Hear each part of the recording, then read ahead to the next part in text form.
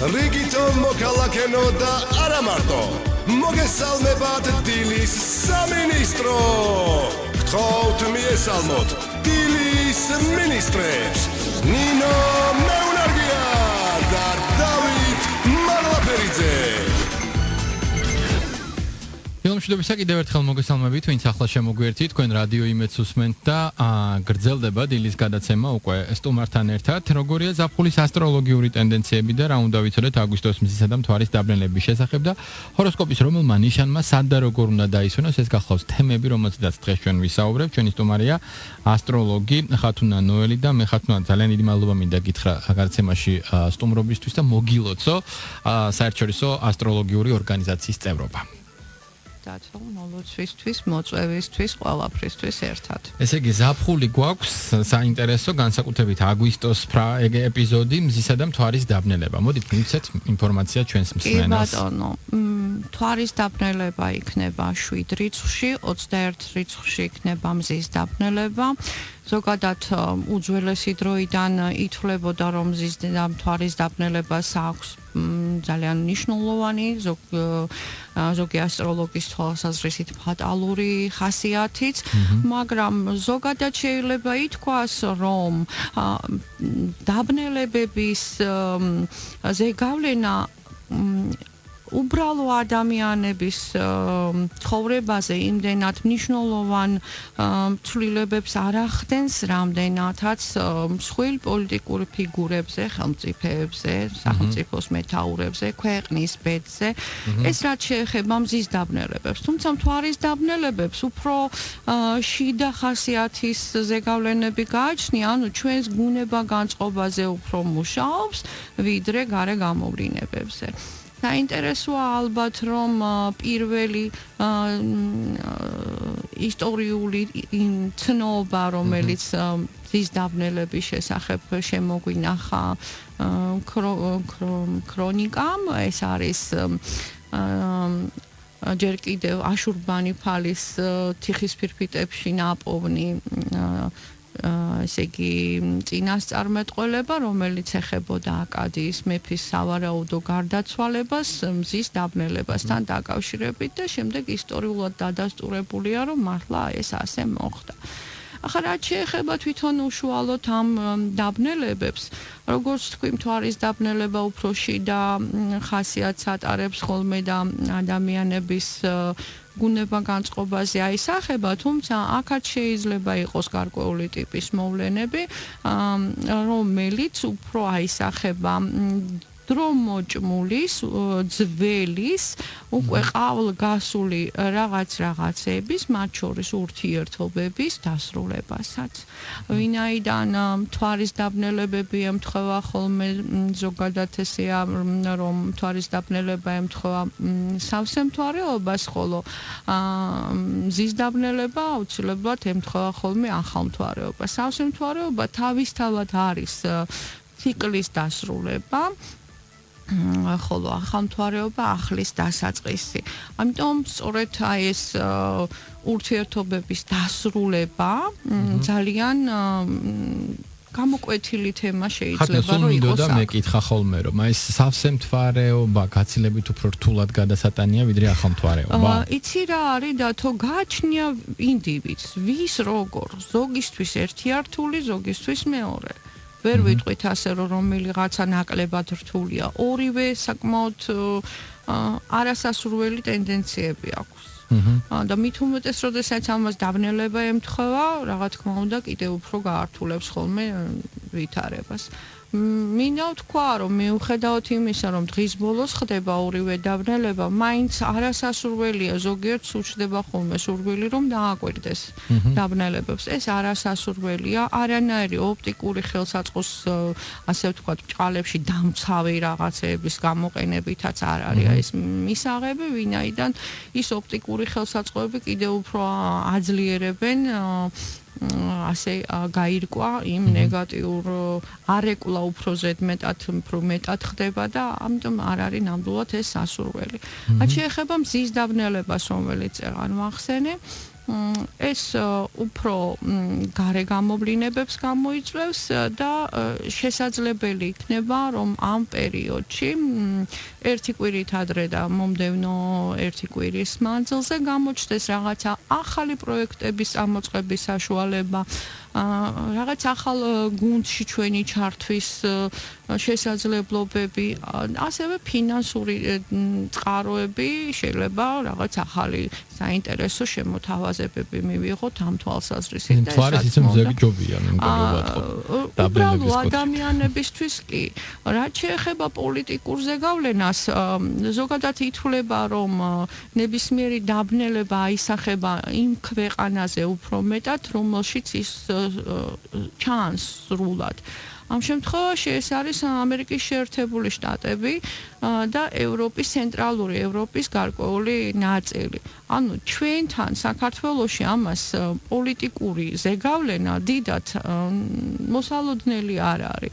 თუმცა რაღაც ცვლილებები მაინც იქნება სავარაუდოდ, იმიტომ რომ საქართველოს რუკასთან მიმართებაში, როდესაც ვნახე, იქ არის ცოტა არასახარბიელო ასპექტები, მაგრამ არის სასიამოვნო ასპექტებიც და ვფიქრობ შესაძლოა რომ ამან ყველაფერმა ერთმანეთი დააბალანსოს და დიდი სერიოზული ცვლილებების მომსწრენი მაინდამაინც არ გავხდეთ ზაფხულის მანძილზე. ძალიან კარგი, ჩვენ გავაგრძელოთ საუბარი რეკლამის შემდეგ და ბუნებრივია მოგვიწევს რომ რაღაცნაირად შევაფასოთ წლის მეორე თქვათ ნაწილის ტენდენციები, იმიტომ რომ ელოდებიან ჩვენი მსმენელი დარწმუნებული ვარ. გარდა ამისა ინფორმაცია სად რომელმა ნიშანმა როგორ უნდა დაისვენოს ამის შესახებაც მოგიყვებით, დაგველოდეთ რეკლამა მალე გაივლის.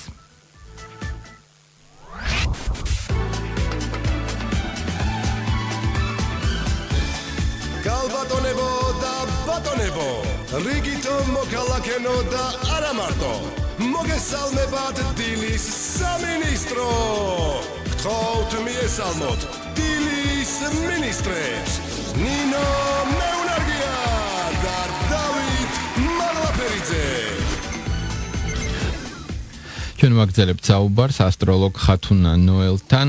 ხათუნა, ფაქტობრივად ნახევარი წელი უკვე დასრულდა, ახლა მეორე ნახევარი გვაქვს წინ და მოდი მივაწოდოთ ზოგადი ინფორმაცია ჩვენს მსმენელს, წლის ეს პერიოდი ვისთვის იქნება უკეთესი და ვინ უნდა გადავიდეს ლოდინის რეჟიმში, ასე ვთქვათ. აქამდე უმართლებდათ შედარებით უფრო ჰაერის ნიშნებს ჯერჯერობით ეს ტენდენცია კიდევ გრძელდება აგვისტოს ბოლომდე ჰაერის ნიშნები და ცეცხლის ნიშნები ბევრად უფრო წარმატებულები იყვნენ ვიდრე დანარჩენი ორი სექტემბრიდან უკვე წყლის ნიშნებისთვის იქნება ხელსაყრელი პერიოდი იმისთვის რომ იაქტიურონ და დასახონ თავიანთი პროექტები, მიზნები და შეუდგნენ მათ განხორციელებას და ასევე მიწის ნიშნებსაც გაგიმართლებთ დავით ბატონო. შვენიერი.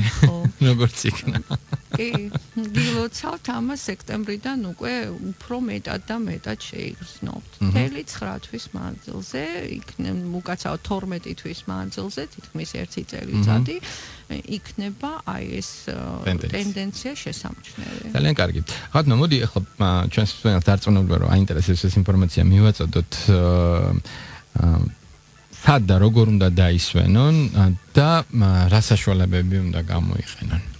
იცი რა არის დათო, სად ნებისმიერ ადგილას სადაც ჩვენი ჯიბე შესწუდება. თუმცა როგორ ეს აი წყლის ნიშნებმა ვთქვათ უფრო სხვისკენ თუ აი როგორ წყლის ნიშნებს მაგალითად კი რა თქმა უნდა წყლისკენ უფრო მიუწევთ ხოლმე გული თუმცა მაინც მათ შორის არის განსხვავება და უშუალოდ კირჩხიბს უნდა რომ კონდეს ისეთი გარემო სადაც ძალიან მყუდროთ და ვიწრო წრეში უფრო ურჩევნია ხოლმე წასვლა ვიდრე ხმაურიან კამპანიაში მოურიელი ნებისმიერ თემას დათანხმდება წყალსაც და მთასაც თუ სხვა დააფინანსებს და რაც შეეხება თევზებს ნამდვილად სჭირდებათ წყლის ისეთი გარემო, სადაც წყალია, იქნება ეს მდინარე, წყალსატევი, რაღაცა ტბა თუ ზღვა. ოღონდ უნდა გქონდეთ იქ მშვიდად განმარტოების და გარკვეულად საკუთარ თავში ჩაძირვის საშუალება. რაც შეეხება მოდით ცეცხლის ნიშნებს დაუბრუნდეთ, იმიტომ რომ ტრადიციულად ცეცხლით ვერძით ვიწყებთ ხოლმე, ხო?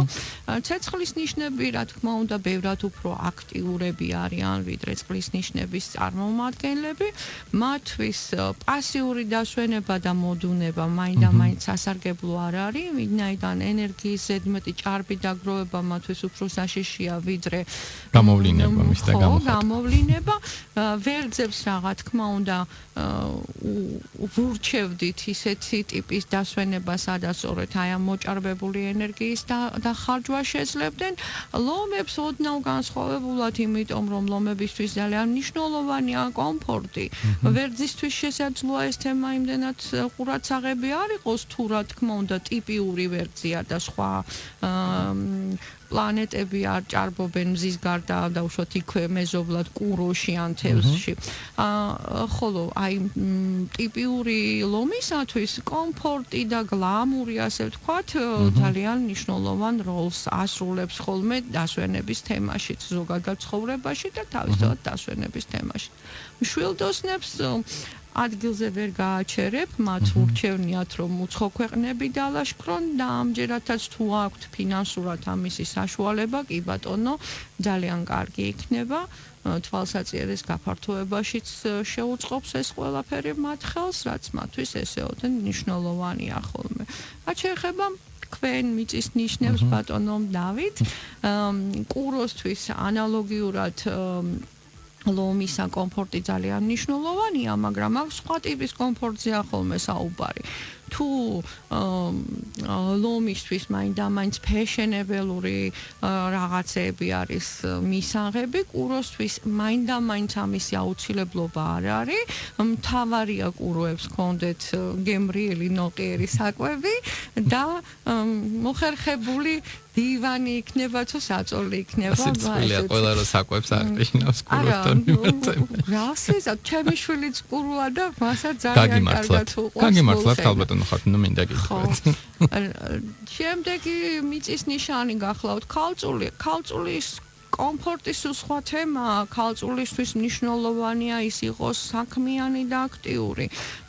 და ქალწული დიდი ხნით ადრე იწყებს ხოლმე თავისი დასვენების დაგეგმვას, წვრილმანების დეტალების გათვლას, რომ რაღაც სეილებს მოუსწროს, იქ სპასალონებში იქნება შედარებით იაფი თუ სხვადასხვა გამაჯანსაღებელ ღონისძიებებზე მოხვედრა შესაძლებელი და რა თქმა უნდა მისთვის ასევე ძალიან მნიშვნელოვანია, რომ თუ მოახერხებს ამ დასვენების მანძილზე, რომ საქმიანი კონტაქტები დაამყაროს მისთვის მნიშვნელოვან ადამიანებთან. აი ეს განსაკუთრებით მაღალ ხარისხს იძენს ხოლმე მესამე მიწის ნიშანთან თხისქასთან, რომლისთვისაც დასვენება არ არის, თუ მან იქ რაღაც დამატებით თავისი საქმეც არ მოაგვარა. კიდევ გვაქვს აგერ ესე იგი ცეცხლის ნიშნებზე ვისაუბრეთ, წყლის ნიშნებზე და ჰაერის ნიშნები. ჰაერის ნიშნებისთვის, ტყუპებისთვისაც, მერწყულებისთვისაც, ასწორებისთვისაც ძალიან მნიშვნელოვანია, როგორ საზოგადოებაში მოხვდებიან და როგორ კომპანიაში გაატარებენ თავიანთ დასვენების, შვებულების თუ არდადეგების პერიოდს. ტყუპებისთვის ძალიან მნიშვნელოვანია, რომ არ იყვნენ ერთ ადგილას და ჰქონდეთ ხშირი გადაადგილების საშუალება, ასევე მრავალი კონტაქტების დამყარების საშუალება. აი ეს ავიზო რეჟიმმა ძალიან დროულად მოუსწრო სასწორებს, შეიძლება ესე ითქვას, იმიტომ რომ მათ მიეცათ იმისი თავიანთი ოცნებების განხორციელების შანსები, რომ დალაშქრონ ევროპის ისეთი ქალაქები, სადაც ბევრია მუზეუმები, გალერეები, მათაც გლამურთან შეხება ძალიან სიამოვნებთ, რაც შეგვეხება მერწყულებს ნაკლებად აინტერესებთ კომფორტი და გლამური, აქ უფრო იმ ადამიანების წრეზეა აქცენტი გადატანილი ხოლმე ვისთანაც უწევს მერწყულს დასვენების მანძილზე გვერდიგვერდყოფნა და რა თქმა უნდა თუ მერწყულს მიეცა იმის საშუალება რომ რაღაც ორიგინალური გამოურიოს ამ თავის დასვენებაში იქნება ეს პარაშუტით ხტომა თუ ნუ ხა ყველას არ აქვს შესაძლოა სიმაღლიდან ისევ მაგრამ რაღაცა განსაკუთრებული დელფინებთან ერთად ცურვა ყვინთვა რაღაცა ისეთი ექსტრემალური და საინტერესო ამაში ცოტათი ვერძებსაც აგვანან მერწყულები და მათი ერთად დასვენება ნამდვილად არ არის ხოლმე ცუდი კი ბატონო მე გაგატანთ ირმას შეგიძლიათ ზღვაზე წაიყვანოთ და დაისვენოთ ერთად დელფინებს ჩაეხუტოთ სხვათაშორისო ძალიან კარგი და მოკლედ ხათუნა მე არ ვიცი ალბათ გთხოვენ ხოლმე ამას ამდენად გამოგვივა ეს არ ვიცი ექსპერიმენტი ჩავატარო თითო სიტყვით რომ დამიხასიათო თითოეული ნიშანი შენი ამხელა გამოცდილების გათვალისწინებით აი მართლა არ მიყვარს ესეთი რაღაცები, მაგრამ ნუ ხათრით ვერძი აქტიური, კურო როგორი ხარ, ცოტათი ზარმაცი. შემდეგ ტყუპი ძალიან კომუნიკაბელური და მოძრავი, ერთი სიტყვით აღარ გამომევიდა. კირჩხიბი მზრუნველი და ოდნავ ჩაკეტილი ლომი ამბიციური სასწორი მერყევი ლომის მერე მოდის უი გაცავად ხო ქალწული პრაგმატული სასწორი მერყევი მაგრამ ამავე დროს გალანტური შემდეგ მორიელი ძალიან იდუმალი და მაგნეტიზმის მქონე მშვილდოსანი ცოტა გაფანტული ცოტა უხეში მაგრამ საინტერესო თხისრქა პრინციპული ასევე ძალიან პრაქტიკული და პრაგმატული მერწყული ორიგინალური მეგობრული და თევზები ცოტა კაპრიზული, ცოტა იდუმალი, ცოტა გაფანტული, ყველაფერს დანარჩენ აქამდე რაც ჩამოვთვალეთ, შესაძლოა შეიცავდნენ თევზები, იმიტომ რომ ეს არის ბოლო ნიშანი და მათ უფრო მეტად კრებითი სახე აქვთ ხოლმე. საინტერესოა. აი სპეციალურად გთხოვე რომ ეს მრავალფეროვნება კიდევ ერთხელ დაგვეხატა, ასე ვთქვათ და გვეთქვა რომ ეს სამყარო სწორედ იმიტომ არის სასიამოვნო და მისაღები რომ მრავალფეროვნება და არჩევანს შენ ადამიანი აკეთებ ინდივიდი. და დავუმატებდი რომ ეს არის ტიპიური წარმომადგენლები. სასაკვირველია, თუმცა ხვდებით რომ შეიძლება სხვადასხვა ნიშან-თვისებებს ატარებდა კონკრეტული ვთქვათ. არ აქვს მნიშვნელობა რომელ დღეს დაიბადეთ და რომელ თვეს. ძალიან დიდი მადლობა ხათუნა, მე სასიამოვნო დასვენებას გისურვებ და იმედი მაქვს რომ სექტემბერში როდესაც ჩვენ დავბრუნდებით აუცილებლად მოხვალ და გავგვიზიარებ შენს შტაბ-ეჭვლებებს ზღვასთან დაკავშირებით, ასევე ვუსურებ ჩვენს მსმენელს რომ მიიღონ ყურად დღევანდელი რეკომენდაციები და მშვიდობას გისურვებთ უპირველეს ყოვლისა. იმედი მაქვს რომ ჩვენ შევეცდებით რომ მაქსიმალურად შევძლოთ იმ ბიუჯეტით რომელიც გვაქვს გათვალისწინებული მივიღოთ სიამოვნება მთელი ზაფხულის განმავლობაში. ამ დილის გადაცემა დასრულებულია. კიდევ ერთხელ შეგახსენებთ რომ ჩემი სტუმარი იყო ასტროლოგი, საერთაშორისო ასტროლოგიური ორგანიზაციის წევრი ხათუნა ნოელი და ხვალ რასაკვირველია ნინო მეუნარგია გიმასპინძლებთ, მე კი ზეგ შემოგერთებით ნახვამდის.